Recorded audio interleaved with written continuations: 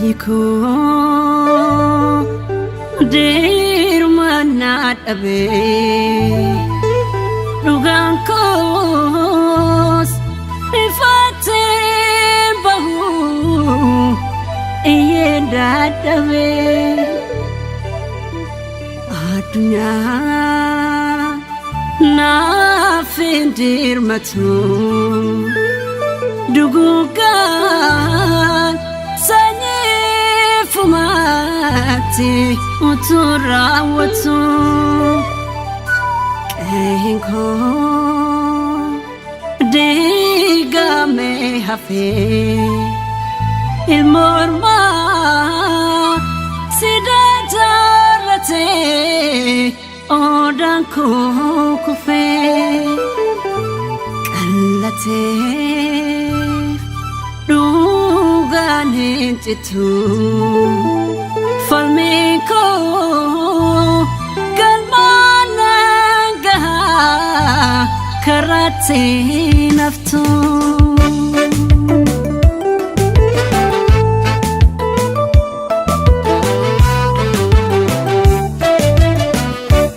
nyate modugeti tola namne be yasafalmatu Kena jirachuni timundatu yesi gara kutate bishara futu gabisa robo ya walinkahe adawe hingoda sisa tikimana tiyodufte ulaga malinchalisu jaborsa lafakawane afanga lufindu bisu nyate modugeti tola namne be yasafalmatu busa dabarsekena kananini sanawatu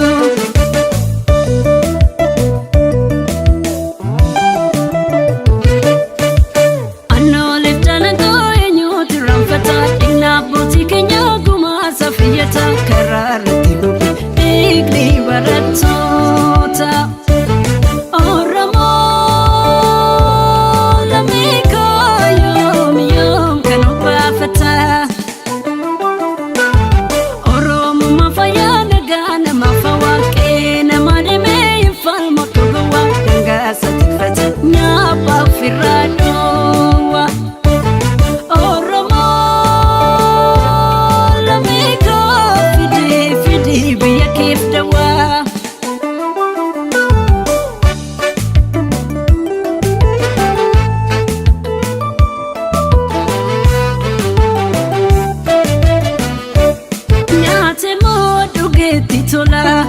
namne be yasafalmatu busa dabarsekena jirachuni timundatu yesi gara kutate bishara futu gabisa robo ya walinkahe adawe hingoda sisa tikimana tiyodufte ulaga malinchalisu jaborsa lafakawane afanga lufindu bisu nyate modugeti tola namne be yasafalmatu busa dabarsekena kananini sanawatu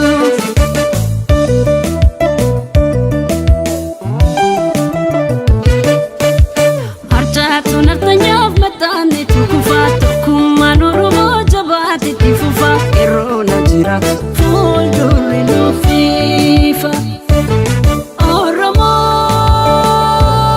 lamiko mudi wabayitwafa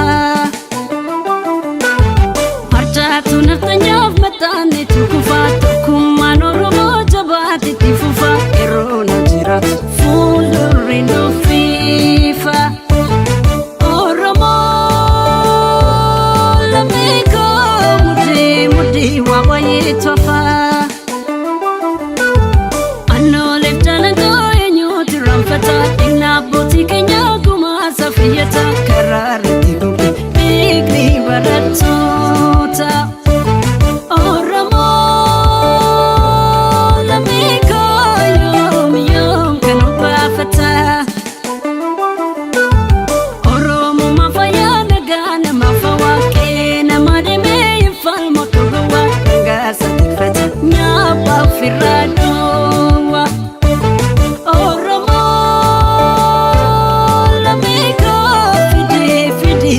keef dawaa Oromoo lammii koo fidii biyya keef dawaa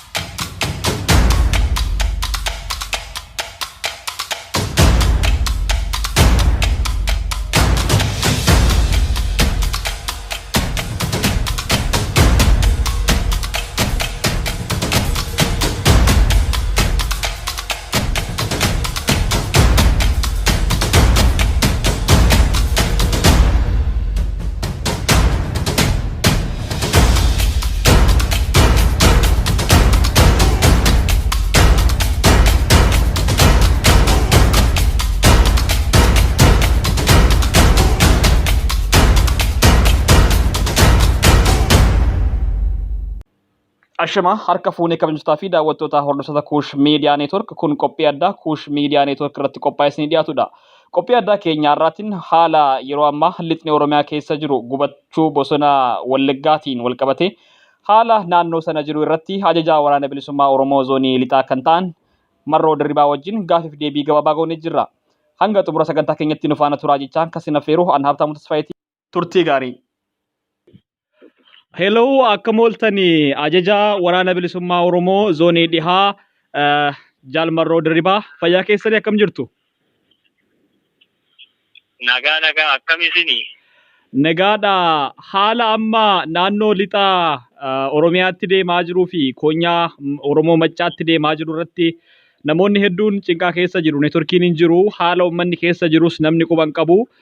Oduun immoo namoonni naannoo sanii gara giddu galeessa biyyaatti dhufanii nuuf gahanii nutis gabaasaa jirru bosonni naannoo sanaa akka gubachaa jirudha. Bosona kanas kan gube mootummaa akka ta'edha kan nu dhaamani. Maaltu jira naannoo keessani? Hayyee fayyaa ta'e gama waraanaan wanti adda ta'e hin jiru. Waraanni bilisummaa Oromoo hanga ammaa naamusuma kanaan duraa fi dammaqiinsa kanaan dura qabuun jira. Gama uummataa wanti jiru baay'ee humnaa ol irraa haasa'uun illee kan ulfaatu sadarkaa sanatti tarkaanfateetu kan inni jiru. Bosonni egaa keessumaa naannoo afaan daangaa Beenshaangul kaasee hanga gubbaa daangaa Gambeellaatti kan jiru ibiddi itti qabsiifameetu kan jiru. Akkasumas rakkoo miti midhaan ooyiruurra jiru akka bishingaa daakujjaa kanneen duubatti hafan hin galle tokkoyyuu kamaasirraa galee hin jiru akkuma jiruun ibiddatti kaahanii kan jirani. Inni kaan uummata naannoo bosonaa jiraatu qubatiinsi isaa hawaasa afaan gammoojjiirra jiru akkuma jiruun gara magaalaa yookaan mandara gara gidduu jirutti godaansisuutti kan jiranii. Kaan ammoo naannoo akka gaara Alfaa, Jimmaa Horroo, naannoo Anfilloo keessa Muggii bakkoota akkasii bosonni gurguddaa jiru magariisa ta'e helikoophteraan irra deemaniitu rukutuutti kan jiranii. Egaa haalli amma jiru kana fakkaata. Keessumattuu ammoo uummanni naannoorraa naannootti socho'ee akka hin dalaganne dhorkameetu kan jiru. Buna funaanuun akka hin danda'amne ifumaan ifatti kan itti himame. Egaa ammatti kan jiru kana fakkaata. Gama hawaasaanii gama waraanaan immoo akkuma hime rakkoon adda ta'e tokkollee hin jiru. Tole meegaa waraanni naannoo sana socho'u waraana mootummaati. Waraanni kun immoo kan naannoo sanatti ergamee jiru akka waraana bilisummaa Oromoo irratti duula banee waraana bilisummaa Oromoo balleessuudhaaf kan gamas ergame. Amma waraanni gama keessaniin waraana bilisummaa Oromootii fi waraana mootummaa gidduutti gaggeeffamaa jiru jira moo mootummaan uummata irratti kan duula banee jiru amma? Sagantaan duula kanaa walumaa galatti duula uummata Oromoo irratti baname yoo jenne irra wayya. Waraana bilisummaa Oromoo waliin akkuma kanaan duraa haalota adda addaa walitti nu buusu yoo walitti ba'uun jiraate walitti bu'iinsa asiyuujuwaan akkuma kanaan duraa ta'aa turaniitu jirarraa ka hafe addatti sagantaa waraana bilisummaa Oromoo sakatta'uu miti kan miilanaa kun. inni miilanaa gabaabaa'umatti uummata Oromoo naannoo waraanni bilisummaa Oromoo irra socho'u irra jiru waraana bilisummaa Oromoo irraa gargar kutuuf daangaa sararuu irratti ibidda qabsiisuu hanga namoota yookaan jiraattota gara bosonaatti dhiyaatanii jireenya isaanii gaggeeffatan gara magaalaatti godaansisuurraa hanga namni socho'ee hojii guyyuu hojjechuu hin dandeenyetti adeemsa uummataa ittisu. Kanaaf duulli inni miilanaa kuni sagantaa duula uummata Oromoo irratti baname. Waraanaaf miti. Tole galatoomaa ajajaa waraanaa Oromoo zoonii lixaa. Mee haala kanaan wal qabatee egaa jechuun maaliif barbaachise uummata Oromoo akkanatti hiraarsuu fi uummata Oromoo irratti xiyyaaraan boombii darbuun yookiin helikoophteraan boombii darbuun bosona Oromiyaa gubuun maaliif barbaachise isinitti fakkaata isin akka waraana bilisummaa Oromootti? Kuni haaraas miti har'as hin eegalle. Gabrummaa jalatti kufuu Oromoo irraa kaasee bara dhufaa darbaa sirni Itoophiyaa keessatti jijjiiramaa dhufe hundumti isaatu qabsoo bilisummaa Oromoo bifa itti laamshessuu danda'u keessaa inni tokko abbaa qabsichaa akka ta'e hawaasa Oromoo irratti duula akkasii gaggeessu.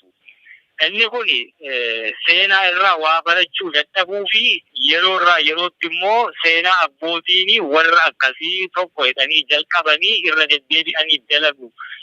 Uummanni Oromoo kanaanis jilbeenfatee hin beeku, sichis jilbeenfachuuf hin jiru. Kan miilanaa ammoo dukkana barii jalaati. Bari'uu ga'uu hin dukkanoofti jechuudha. Kanaafi kan kanarraa adda ta'ee wanti kan biraa dalagamaa jiru hin jiru. Uummata kana jilbeenfachiisu bittaa cunqursaa jalatti bara baraan dhiitanii jiraachisuu fi sagantaa taasifamaa jiru. Uummanni kun immoo yeroo kamiyyuu caalaa bittaa kanarraatii bilisa bahuu fi bakka hundumaarraa warraaqsarra jira jechuudha. Uummata dhaloota biddaa gabrummaa keessa jiru gabrummaa gatiitti baachuu danda'u hin qabnetu Oromiyaa keessatti dhalatee jira.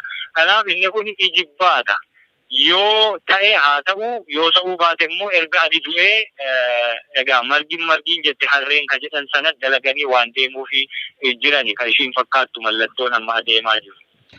Tole meegaa fi birootiin egaa uummanni Oromoo naannoo biroo Oromiyaa keessa jiraatuu fi akkasumas Oromiyaadhaan ala biyyoota alaa biyyoota addunyaarra jiraatan hundiyyuu keessattuu dhalattoonni naannoo sanaattis ta'e guutummaan uummanni Oromoo rakkoo naannoo sana jiru quban qaban intarneetii fi bilbillis waan hin jirreefi. Mee isin akka ajajaa waraana bilisummaa Oromootti fi akka nama naannoo sanarra socho'ee oduu naannoo sanaa qabutti rakkoowwan gurguddaan naannoo akkamiirratti gahanii namoonni miidhaman yookiin ajjeefaman quba qabaattan yoo jiraatan nu himuu dandeessu? Egaa adeemsa yoo xiqqaate guyyaatti haala ilaallee sa'a 6 hanga 8 sa'a 24 keessaa yoo walitti bu'iinsi naannoorraa naannootti hin jiraanne immoo sa'a 8 hanga sa'a 10 adeemuu jirra.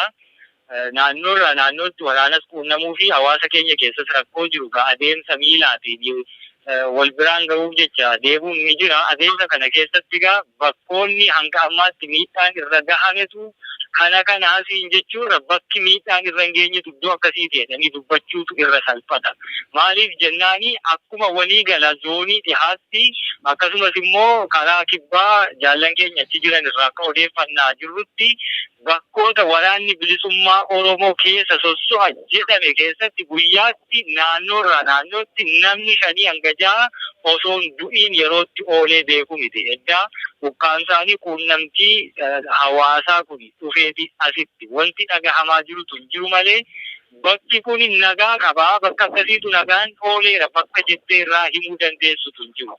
Akkuma lixaatti walumaa gala naannoo irratti namni hin du'iin hin oolu sanuu 5 hanga 6 7 hanga 8 akkasuma yeroo darbe immoo naannoo Muggii keessatti guyyaa tokko keessatti namoonni 14 ajjeefamanii inni kun guyyaarraa guyyaatti adeemaa jiru waan ta'eef bakka akkasiitu miidhaa olaanaa akkasii qaba bakka akkasiitu immoo nagaa qaba bakka siin jechuu danda'utu hin jiru.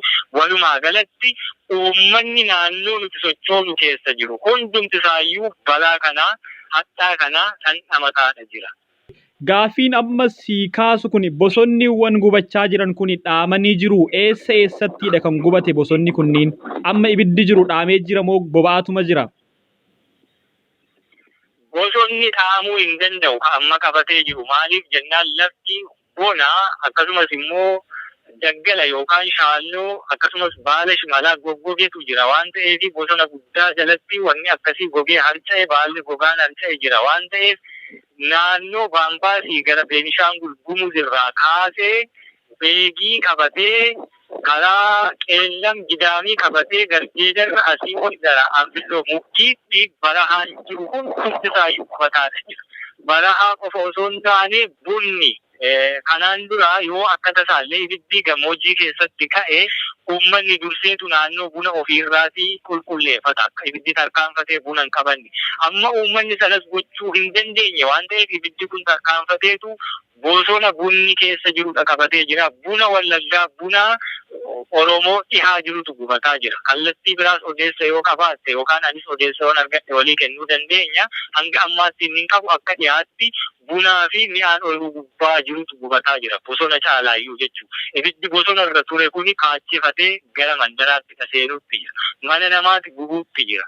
Uummanni naannoo irra jiru kana qulqulleessuu danda'u godaansifameera gara magaalaatti. Kanaaf wanta akkasiiti kan jiru ibiddi kun yeroo gabaabaattis kadhaamuuf deemu miti. Tole galatoomaa ajajaa waraana bilisummaa Oromoo zoonii dhihaa qabsaa'aa Marroo Dirribaa.